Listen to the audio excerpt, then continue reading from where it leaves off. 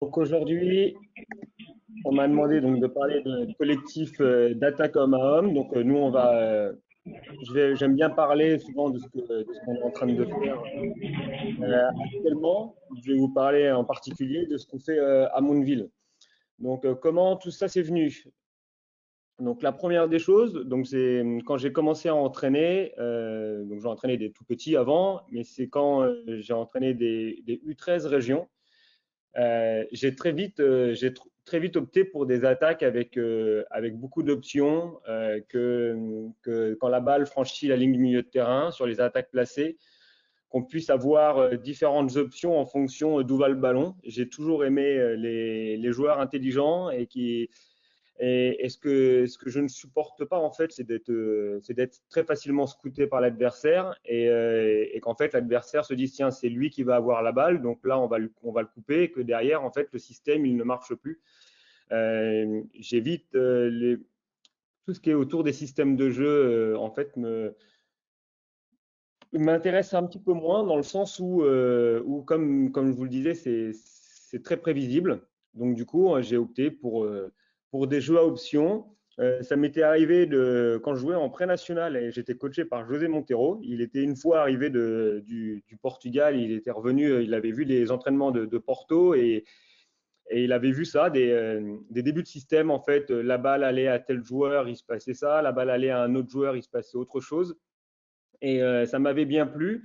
Bon, mon équipe ne s'était pas du tout adaptée à ça, donc il avait très vite changé. J'avais trouvé ça dommage parce que moi, ça me convenait bien. Donc j'ai essayé de faire ça après quand j'ai commencé à entraîner. Et j'ai fait ça jusqu'en N3 garçons quand j'ai coaché l'équipe de Bayeux. Alors autant chez les jeunes, ça a été plutôt assez facile à mettre en place. Autant en N3 garçons, j'ai vraiment souffert avec uniquement 2 entraînements par semaine. Ça a été très très difficile et collectivement, on n'a jamais réussi à se trouver autour de jeux à options comme je vais vous présenter. Donc tout ça, ça m'est venu aussi à une époque, j'ai été assistant de Ludovic Pouillard sur les sélections régionales. Et c'est à l'époque où il y avait Sacramento Kings, qui était coaché par Eka Delman, qui jouait de façon très large avec justement beaucoup de coupes. Et c'est là qu'on a commencé à voir énormément de jeux sans ballon et ça nous a bien plu. Et c'est ce qu'on avait essayé de remettre en place avec la sélection normande. Derrière, il a fallu que tout ça, et ben, on l'adapte quand je suis arrivé à Mondeville, vers le haut niveau. Donc, on a très vite opté pour jouer avec ce jeu à option, mais je n'avais pas encore vraiment découvert comment on pouvait travailler exactement autour de ça.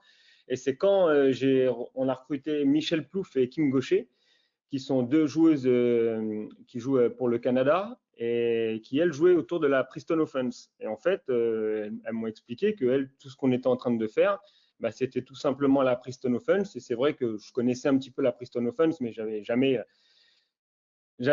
creusé exactement ce que c'était. Et donc, du coup, en regardant tous les playbooks de Team Canada, en parlant un peu avec le staff, les joueuses, ben, on a pu justement évoluer vers cette Princeton Offense qui était vraiment ce que je recherchais moi autour du collectif à Mondeville. Donc la Princeton Offense, c'est quoi? Donc la Princeton Offense, ça a été créé par Pete Carril à l'université de Princeton, tout simplement.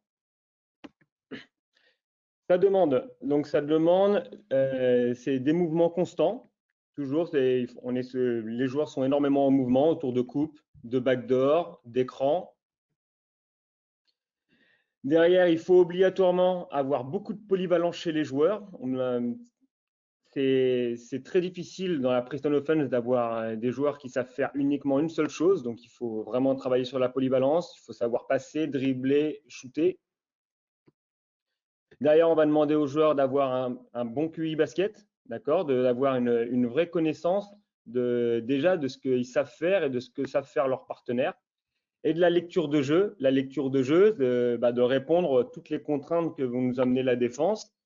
Et à chaque fois, il va falloir lire ce qui se passe de façon à pouvoir toujours avoir une réponse.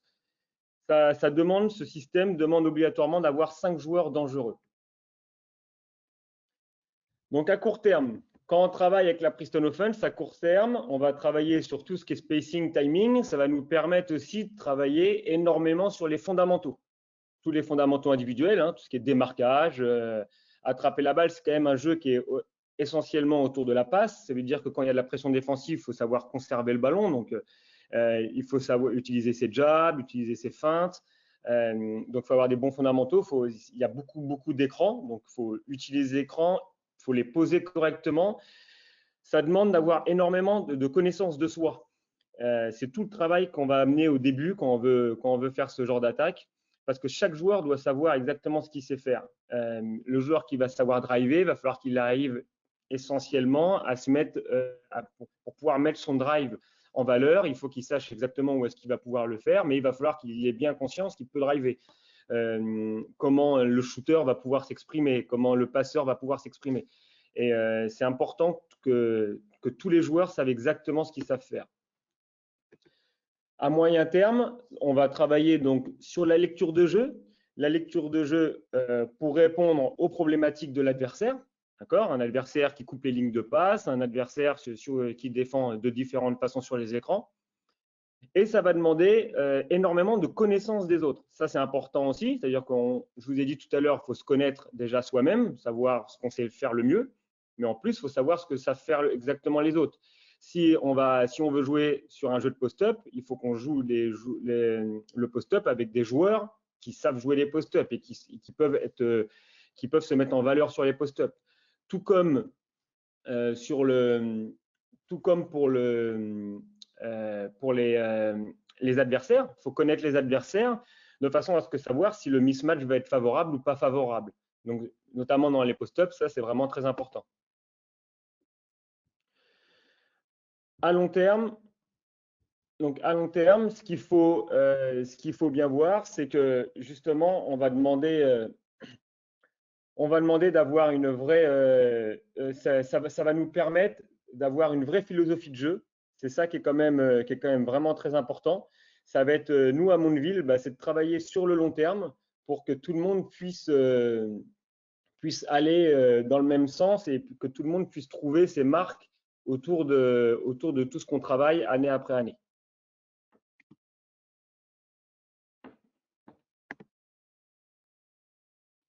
Donc, la base de départ, chez nous, alors c'est pas quelque chose qu'on fait forcément pour tout le monde, mais nous on démarre avec deux arrières en fait, des postes 3-4 dans les ailes et un poste 5 qui est en tête de raquette. Alors ça c'est en fait on a mis des numéros, mais les numéros ne correspondent pas forcément au type de joueur. En fait, la Preston Offense, il n'y a pas de poste de jeu. C'est ça que je trouve très intéressant, notamment quand on est dans un club comme Mondeville où il y a beaucoup de formation, c'est qu'on va travailler donc sur la polyvalence aussi, et il faut que les joueurs puissent s'exprimer sur différents domaines. Et le fait d'enlever un petit peu ces postes de jeu, déjà, ça évite vous savez, le discours, j'en ai souvent eu marre en fait du discours, moi je suis un 3, je ne suis pas un 4. C'est quand même souvent le poste de jeu où on entend le plus parler de je ne suis pas un intérieur, je suis un extérieur. Dans la Preston Offense, ça n'existe pas. Dans la Preston Offense, c'est est-ce que tu sais jouer des post-ups? Si tu sais jouer des post-ups, tu vas jouer des post-ups. Si tu sais shooter derrière des staggers, tu vas shooter derrière des staggers, etc., etc. Tu sais jouer le pick and roll, tu vas jouer des pick and roll.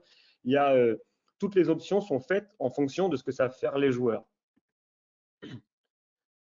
Donc, la première des choses, la première option qu'on va mettre, tout simplement, c'est quand on va mettre la balle dans l'aile. C'est ce dont on va parler aujourd'hui. C'est l'option qu'on joue le plus à 60% à peu près du temps sur jeu demi-terrain. C'est balle dans l'aile. C'est celle qu'on joue le plus, mais c'est celle aussi où il y a le plus d'options. On a aussi une option qu'on ne verra pas aujourd'hui, qui est de donner la balle à 5. J'ai mis l'option chasser, tout simplement jouer shallow cut, donc chasser l'ailier avec la balle. On a aussi une option qui a donné la balle à l'ailier, mais derrière enchaîner avec un main à main. On a une option chasser l'arrière. Et on a une option, alors qui est c'est un peu différent, c'est donner la balle à l'arrière. Et quand on donne la balle au poste arrière, eh ben, l'arrière peut décider de soit chasser 4, soit de redonner la balle à 1, soit de redonner la balle à l'intérieur, au poste 5. Donc, quand on joue la balle dans l'aile, donc tout simplement, quand on joue la balle dans l'aile, la première des choses, déjà, c'est d'avoir un très bon spacing. D'avoir le spacing qui va avec, de façon à pouvoir justement, plus l'attaque va être écartée, plus ça va être difficile à défendre, et plus en fait l'adversaire ne doit jamais se connaître en fait exactement quelle option on va jouer. Alors ce qui est bien, c'est quand on a un joueur qui est balle en main et qui sait voir les mismatchs, qui sait voir un petit peu, qui a vraiment un très bon QI basket, il va pouvoir annoncer des options en fonction de ça. Après, des fois, ça défend très très fort. Et c'est juste, eh ben, on va chercher à avoir des réponses en fonction de ce que donne la défense.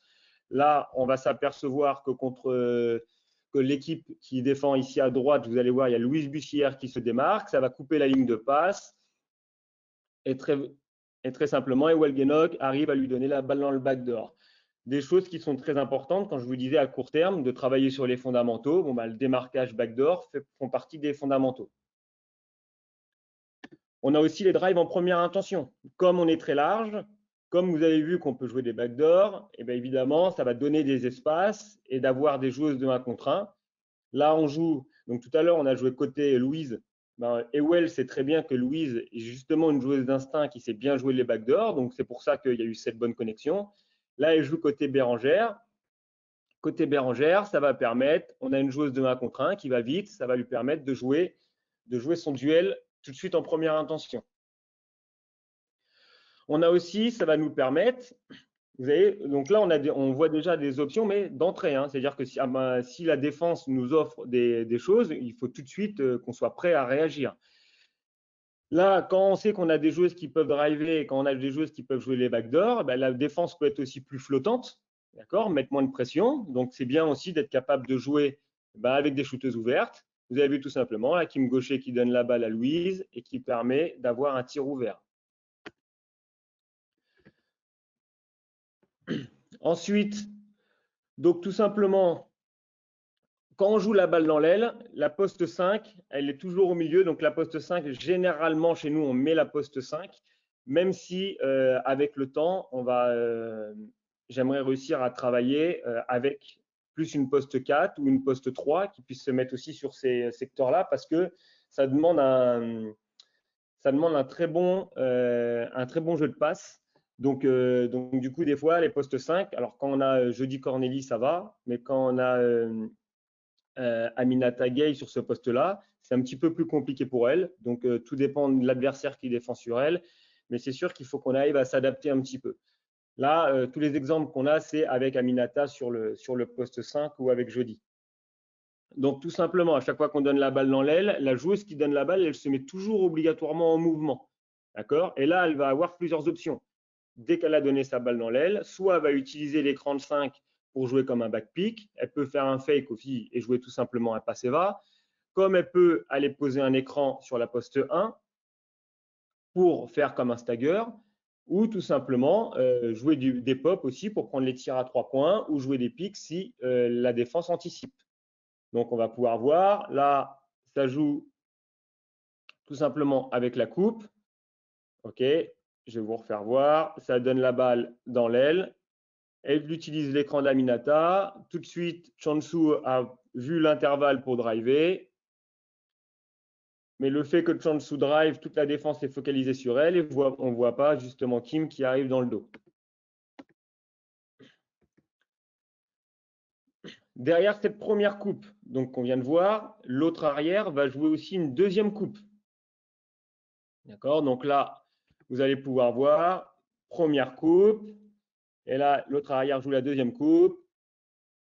Voilà, l'idée, ce qui est très important, en fait, c'est d'avoir une bonne pose des écrans, même si là, l'écran, on s'aperçoit qu'il n'est pas très bien posé, mais ça permet quand même à Chansu de passer au-dessus. Cette pose d'écran-là est vraiment très importante. Là, et il faut les poser et prendre les écrans vraiment correctement. Parce que l'idée, voilà, est de faire en sorte que le défenseur d'Aminata, là, d'accord, l'américaine qui défend sur Aminata Gay, C'est très important de la faire collaborer de façon à ce qu'elle ne coupe pas la ligne de passe. D'accord? Tout le travail collectif qu'on va devoir mettre en place, c'est chaque action doit être dangereuse. Un écran n'est jamais là pour faire joli, en fait. Tous nos écrans sont faits pour emmener une grosse agressivité. D'accord? Et cette agressivité, ça va emmener obligatoirement des collaborations défensives. Et c'est ces collaborations-là que nous, on va devoir exploiter. S'il n'y a pas de collaboration, il faut qu'on soit capable, justement, tout simplement, de marquer les paniers à chaque fois. Donc là, je vous remonte la deuxième coupe. Ici, tout simplement.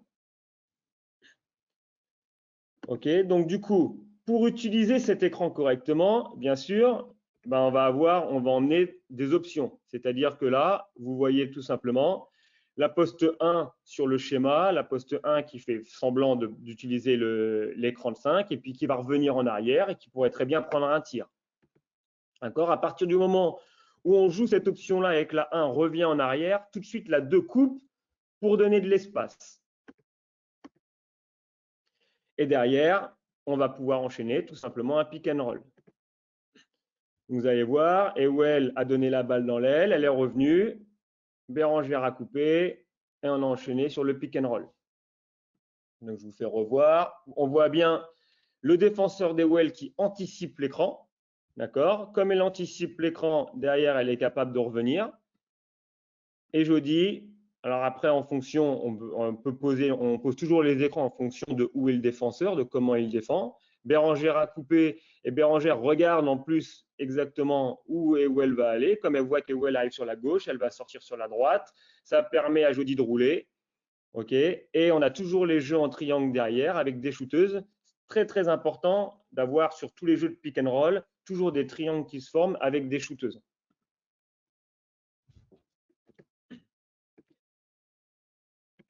Une autre option, donc je vous disais tout à l'heure, quand la balle est arrivée dans l'aile, on a donné la balle dans l'aile, et on peut aussi aller poser un écran pour faire comme un stagger pour la poste arrière. D'accord? Ça permet tout simplement ici d'avoir des lay-ups ou tout simplement de revenir en arrière pour rejouer le pick and roll comme on a pu voir tout à l'heure. Qui donne sa balle, qui pose le stagger ici pour Chansu. Vous voyez, ça oblige toutes ces attaques-là, en fait, ça oblige énormément les défenses à switcher. D'accord? Donc, c'est à nous de bien voir les switches. Ewell voit le switch tout de suite. Derrière, elle ressort. Ça lui permet de rejouer le pick and roll tout de suite, de faire rouler Jody et d'avoir les jeux en triangle avec les joueuses démarquées ici pour shooter à 3 points. Je vous le remets. Passe dans l'aile, pose écran pour Chansu, elle pop, et derrière, on enchaîne sur le pick and roll.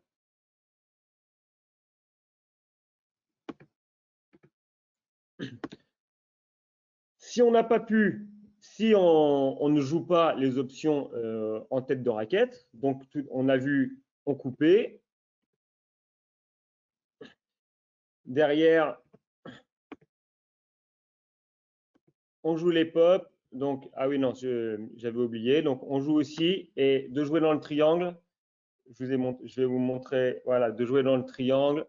À chaque fois, de bien se présenter pour pouvoir jouer soit avec son intérieur, soit pouvoir reprendre les écrans. D'accord? Pour finir sur cette option en tête de raquette.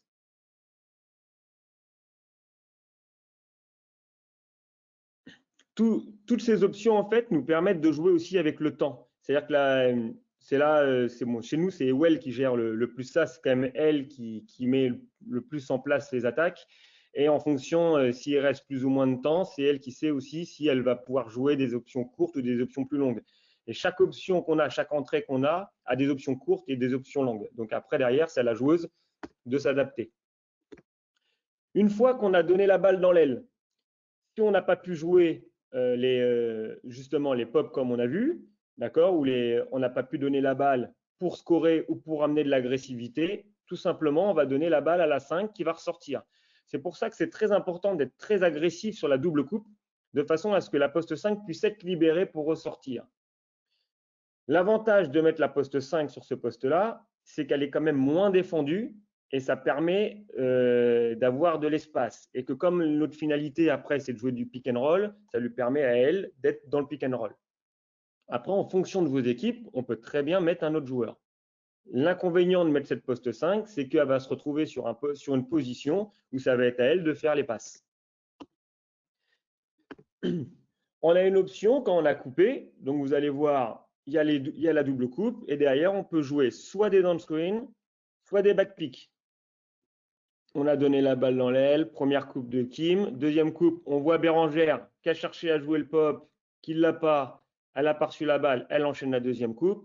Et là, vous voyez Kim qui décide d'aller poser. C'est toujours la fille qui coupe en première qui va décider ce qu'elle va le faire.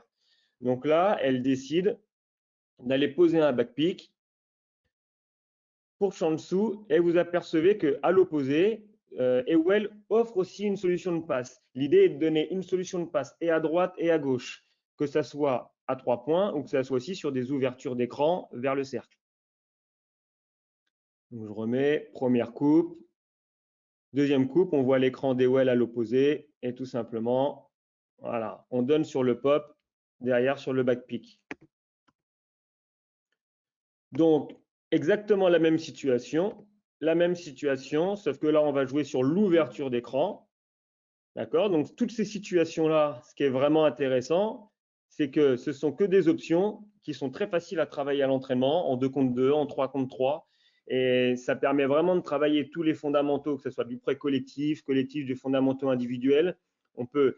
C'est ce genre d'attaque où il y a beaucoup d'ouverture nous permettent de travailler sur un panel qui est vraiment impressionnant. Donc, je vous remets la double coupe. Vous voyez qu'on voit bien que en fait, elles sont obligées de collaborer sur la double coupe. Là, l'équipe adverse a fait le choix de changer entre Kim et entre Jody, ce qui fait que c'est l'intérieur qui se retrouve sur Kim, la poste 5, ce qui fait que derrière, Kim, quand elle se retrouve à 3 points, c'est une shooteuse. Donc derrière, eh bien, évidemment, les postes 5, ils sortent un petit peu moins. Si elle sortait, ça lui permettrait de driver.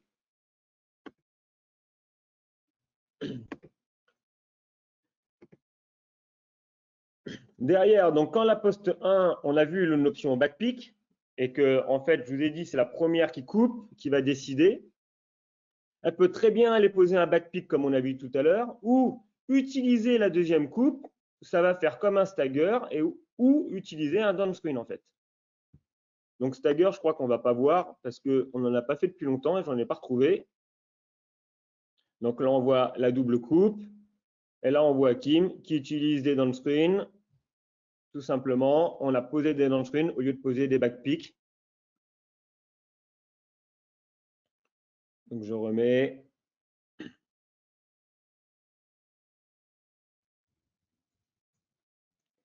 Ce qui est important, c'est d'avoir des joueuses qui prennent des initiatives et qui comprennent bien le jeu, où est-ce qu'on veut en venir. À partir du moment où on a ça, bah, tout de suite, le jeu peut vraiment bien s'enchaîner. Derrière, on peut aussi, bien sûr, emmener des options de post-up. D'accord? Alors, on aurait pu très bien imaginer, rien que sur le début, sur la première et la deuxième coupe, quand on fait couper une deuxième arrière, si on a un avantage de taille et qu'on peut emmener les balles dans le post-up tout de suite, on peut très bien emmener les balles dans le post-up. D'accord? Ou on peut les emmener, vous voyez ici, par exemple, là, on pourrait très bien emmener. Oh, c'est pas possible ça. Donc ici, il y a la première coupe, la deuxième coupe. Là, ici, on pourrait très bien imaginer déjà de donner la balle dans le post-up ici. Vous voyez, on pourrait même avoir un lay-up là. Derrière, on a redonné la balle sur la poste 5, on est ressorti, et là, on voit Shelby qui joue dans le post-up. D'accord? C'est là où je vous dis qu'il faut connaître avec qui on joue. J'utilise l'écran, là, c'est Adèle qui utilise l'écran de Shelby. Elle sait que Shelby est une joueuse de post-up, donc elle va ouvrir pour être dans le post-up. Ce serait une autre joueuse, peut-être qu'elle flasherait à 3 points ou partirait à l'opposé. D'accord? Mais c'est savoir qu'elle peut jouer le post-up. La joueuse qui va jouer le post-up, c'est important de se dire, voilà, je vais jouer le post-up parce que ici, je peux avoir un mismatch favorable. Ça ne sert à rien de jouer un post-up si je ne suis pas un joueur de post-up. Vous voyez, c'est pour ça qu'il faut vraiment bien se connaître.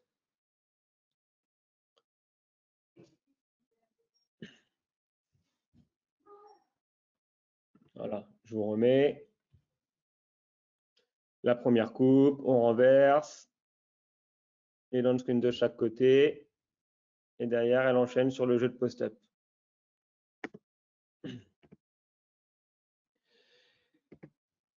Et ensuite, si on n'a pas pu jouer, sur ces actions, à partir du moment où la joueuse qui reçoit la balle dans l'aile, si on n'a pas pu jouer, alors sur les écrans, je vous ai pas mis, mais bien sûr, on a vu sur le down screen tout à l'heure, Kim, elle a pu shooter à 3 points. On peut jouer des curls, on peut jouer des pops. Il y a tout le travail après qu'il y a autour de chaque écran doit être travaillé pour avoir la réponse.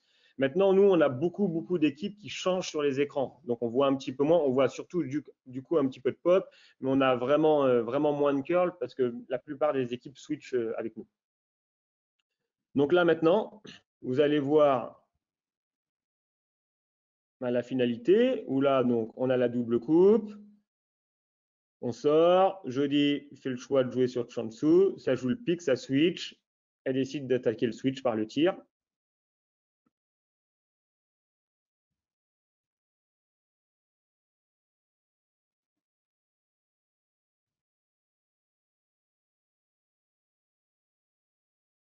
Voilà, donc de toujours emmener la continuité et une réponse. Bien sûr, de bien se concentrer sur le jeu en triangle, parce qu'en fait, l'idée, à chaque fois, la Princeton Open, c'est que il faut qu'on emmène une agressivité. Quand on dit une agressivité, ça va être quoi? Ça va être un drive, ça va être une passe à l'intérieur, ça va être un pick and roll. Et en fait, à chaque fois qu'on déclenche une de ces trois agressivités, et ben derrière, il faut qu'on on enchaînera sur du passing game, sur du jeu à principe, tout simplement. Ok. Et ce jeu, en fait, ce qu'il faut surtout pas, c'est j'ai pas pu jouer le pick and roll. Bon ben, on s'arrête, on sait pas quoi faire. Non, c'est derrière, on enchaîne. Dès qu'on a réussi à mettre de l'agressivité, une joueuse a pris ses responsabilités et a mis de l'agressivité. Derrière, il faut qu'on puisse toujours avoir des solutions pour que le ballon puisse tout le temps continuer à bouger. Donc là, on voit les deux coupes. Là, c'est Ewell qui joue l'option back pick. Ok, elle n'a pas pris le shoot. Derrière, on cherche à jouer en triangle. Ça, la défense anticipe et cherche à jouer tout de suite à ralentir Jody sur son rôle, ce qui se passe très souvent, hein, comme c'est une joueuse de grande taille. Derrière, ça nous permet de jouer aussitôt dans le triangle par la passe. L'idée est de faire tout le temps bouger la balle très vite, de jamais garder la balle plus de 2-3 secondes, de pouvoir enchaîner très rapidement.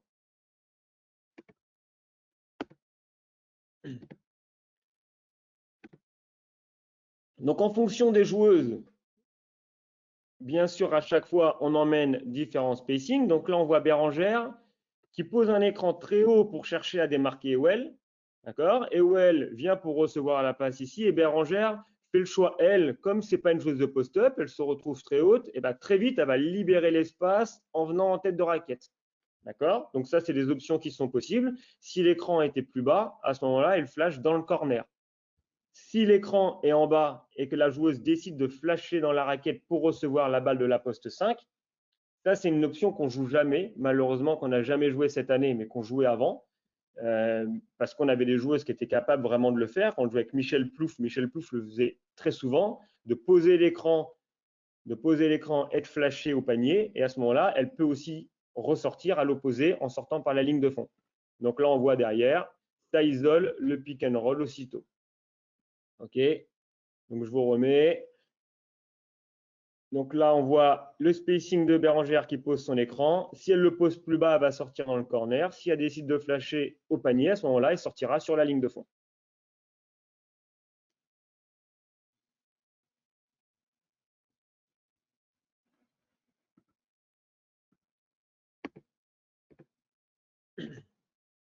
Derrière, on peut, si c'est la poste 4 qui ressort, on a vu Kim souvent poser des back picks. Alors là, je vous ai mis, c'est des images avec énormément d'actions. On a 4 extérieurs sur le terrain. Kim Gaucher, qui est une poste 2-3, qui joue sur le poste 4. À partir du moment où on aurait des postes 4, par exemple, qui posent un back pick et qui se retrouvent avec la balle dans l'aile, eh ben, l'idée, c'est qu'au lieu de la faire jouer le pick and roll, alors quand on avait Kristen Mann sur le terrain la saison dernière, ça n'empêche pas, on peut très bien faire jouer une poste 4 pick and roll.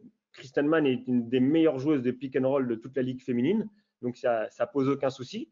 À partir du moment où ce serait Shelby Saint-Just ou Nahan Niaré qui se retrouvent avec la balle dans l'aile sur le poste 4, ce qu'on leur demande, c'est de tout de suite enchaîner le main à main avec la poste 1 ou la poste 2 ou 3 qui va se retrouver dans le corner.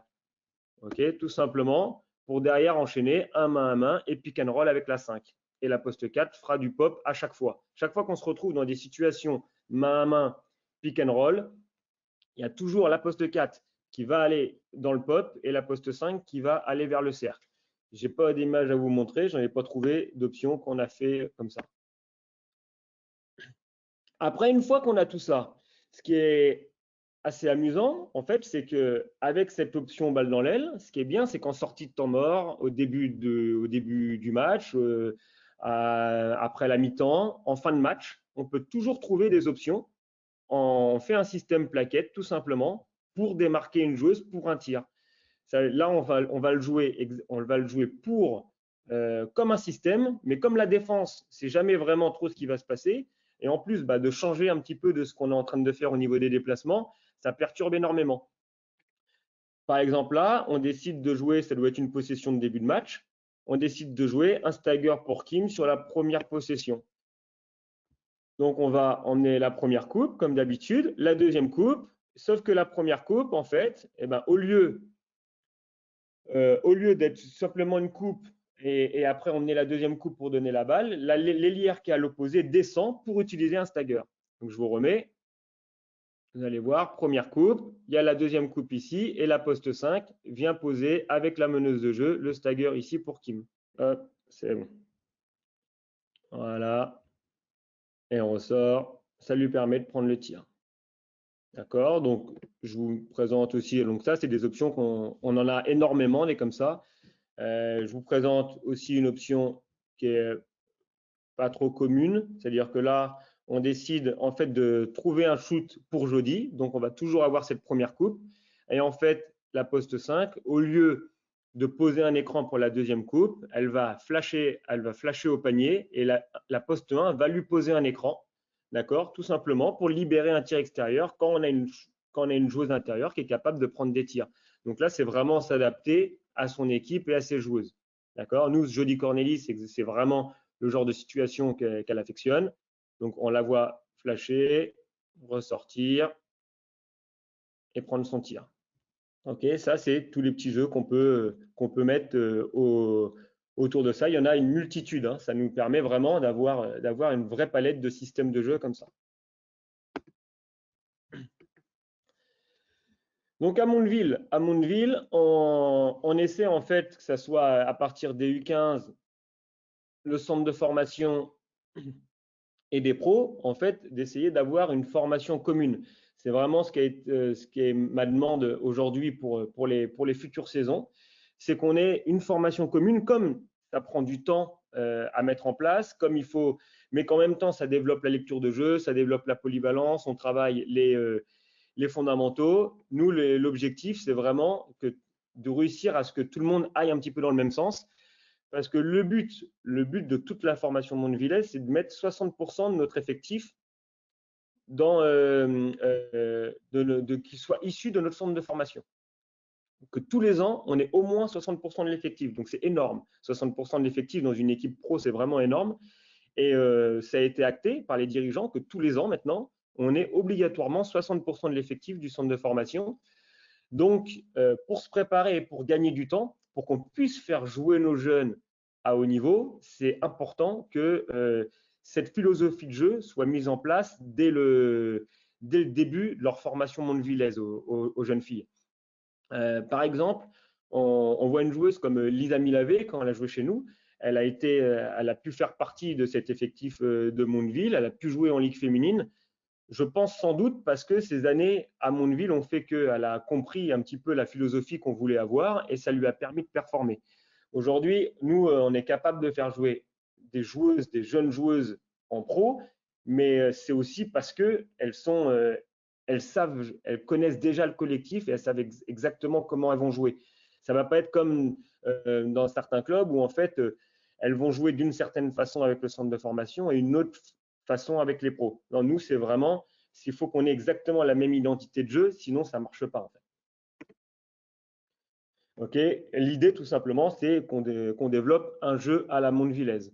D'accord? Que maintenant, ben, en fait, que ça soit en U15 ou quand les espoirs viennent jouer contre Mondeville, que l'équipe adverse se dise, bon, ben, on sait que ça va couper, on sait que ça va bouger dans tous les sens, qu'il va y avoir beaucoup de polyvalence, que ça va jouer large. On sait déjà sur quel alignement elles vont jouer, mais par contre, on sait que ça va énormément bouger et qu'il va y avoir beaucoup de lecture de jeu. Donc, on veut vraiment emmener les défenseurs à chaque équipe avoir une vraie réflexion sur notre jeu et que nous, après, pouvoir s'adapter. Donc, les difficultés, c'est tout simplement, c'est le travail, c'est que ça demande du temps, ça demande beaucoup de temps et que, vous savez, des fois, on est pressé par le résultat.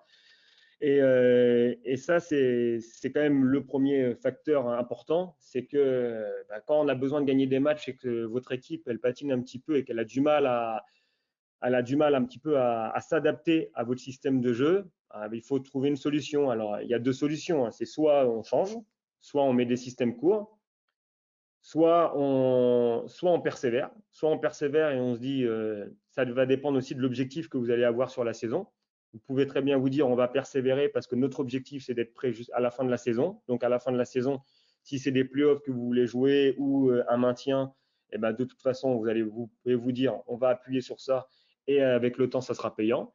Et sinon, on peut aussi décider ce qui se passe assez régulièrement, parce qu'on a ça, mais aussi, on a aussi des systèmes. On peut aussi décider de varier en ayant des systèmes bien figés, de façon à ce que vous puissiez reprendre la main sur votre équipe. D'accord? Parce qu'à un moment donné, la grande difficulté pour les coachs, c'est que quand vous voulez mettre ça en place, c'est les joueuses qui décident de ce qu'elles veulent jouer. Alors, il y a l'adaptation par rapport à la défense, et puis après, il y a une joueuse, quand vous avez la première coupe et derrière il y a la deuxième coupe, quand la joueuse elle a décidé de jouer le pop et qu'elle a décidé de jouer le pick and roll, ça vous ne le maîtrisez pas. Alors que dans un système de jeu, vous pouvez très simplement dire, toi tu vas te mettre à telle place, toi tu vas te mettre à telle place, et c'est elle qui va jouer le pick and roll.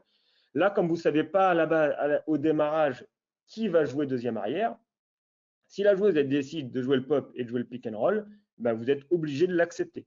Okay. Par contre, après, rien n'empêche, c'est à vous de travailler avec la joueuse, de dire si tu veux jouer des pick and roll, il va falloir que tu travailles sur ton pick and roll, il va vraiment falloir qu'on travaille dessus, et il va falloir que tu travailles tous les jours sur ton pick and roll pour pouvoir le faire. Et quand tu le maîtriseras, tu pourras le faire. D'accord? Mais évidemment, ça reste quand même toujours la joueuse, si elle décide de le faire dans le jeu, elle peut très bien décider de jouer, comme de sortir d'un stagger et de prendre un tir à 3 points, si c'est une shooteuse ou pas une shooteuse. C'est elle qui va décider à chaque fois. Les difficultés aussi, ça va être de conserver son effectif d'une saison sur l'autre, et on l'a vécu à nos dépens. Hein. C'est que j'ai voulu garder ce système-là, mais j'ai forcé de constater que c'est très difficile à haut niveau de garder son effectif. C'est pour ça que j'ai fait la demande aux dirigeants qu'on soit tout le temps avec 60% de notre effectif issu de la formation Mondevillez. Ça nous permet d'avoir une vraie base avec des joueuses qui connaissent le système année après année. Comme ça, on gagne du temps pour intégrer les nouvelles joueuses. Et les nouvelles joueuses, pour les intégrer, il faut qu'elles comprennent. Il faut qu'elles comprennent tout ça. Il faut qu'elles comprennent il faut qu'elles aient déjà ce QI basket et déjà cette lecture de jeu. Si déjà elles sont en difficulté, si vous recrutez une joueuse de 25-30 ans et qu'elle est en difficulté avec tout ça, ça va être difficile de la changer. On ne change pas une joueuse qui a déjà un vécu basket comme ça. Donc, il faut bien savoir qui on recrute. D'accord? C'est pour ça que nous, on est très contents tous les ans de garder Kim, parce que Kim, c'est clairement une joueuse qui affectionne ce genre de système et ça permet très facilement de donner le relais aux jeunes ou à des nouvelles joueuses, de leur expliquer tout simplement là où exactement on veut en venir. Donc, ce qui est l'avantage, par contre, de cette Preston Open, c'est de pouvoir travailler, avec tout ce qu'on aime faire, hein, tout simplement. Il y a un tel panel qu'on peut travailler de tout et on peut faire de tout à travers de la Preston Open. Après, c'est à vous de construire la vôtre. Il y en a plein, hein, sur Internet. Il y en a plein de coachs maintenant qui l'adaptent. Alors, il y en a qui l'utilisent plus en système. On l'a vu à Villeurbanne. L'Asvel le joue très souvent, joue bien 50% de leur temps sur un mouvement de la Preston Offense. Et où vous voyez Golden State en NBA qui joue aussi énormément sur ça. On a vu aussi le Panathinaikos jouer aussi en Euroleague sur ça. Et on voit maintenant même en Ligue féminine, on a Bourges.